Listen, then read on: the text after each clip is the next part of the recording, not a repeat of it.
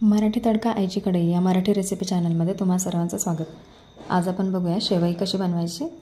त्यासाठी मी 1 ते 2 चम्मच इथं तूप घेतलेलं आहे। याच्यामध्ये काजू, बदाम आणि मनुके आधी चांगलं तुपामध्ये परतून घ्यायचे।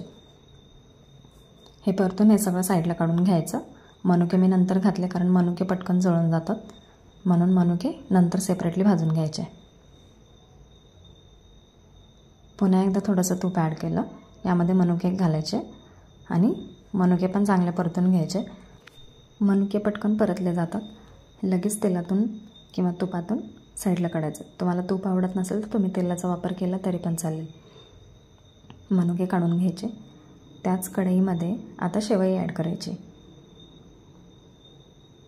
शेवई टाकायची आणि लालसर रंग येईपर्यंत परतून घ्यायची।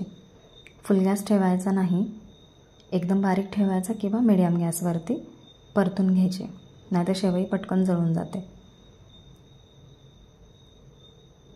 अशा प्रकारे चमच्याने तुम्ही हलवून घ्या, मिक्स करून घ्या।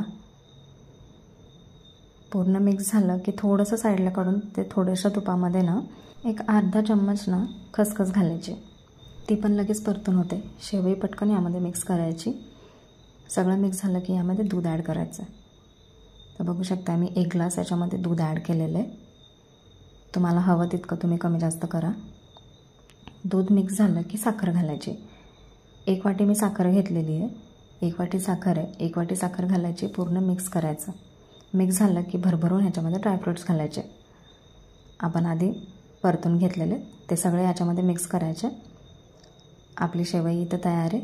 मिक्स करा, मस्तपैकी गरम गरम खायला घ्या। आणि नक्कीच साधी सिंपल रेसिपी आहे, तुम्हाला कशी वाटली मला नक्की कमेंट करून सांगा। आणि हां, अशा वेगवेगळ्या रेसिपीसोबत, साध्या सिंपल रेसिपीसोबत आपण नेहमी भेटत राहूयात। त्यासाठी प्लीज माझ्या चॅनलला सबस्क्राईब करायला विसरू नका आणि मला कमेंट करून नक्कीच कळवा तुम्हाला ही शेवई कशी वाटली। वाव, खूप छान दिसते, खायला पण तितकीच सुंदर लागते। Thank you so much.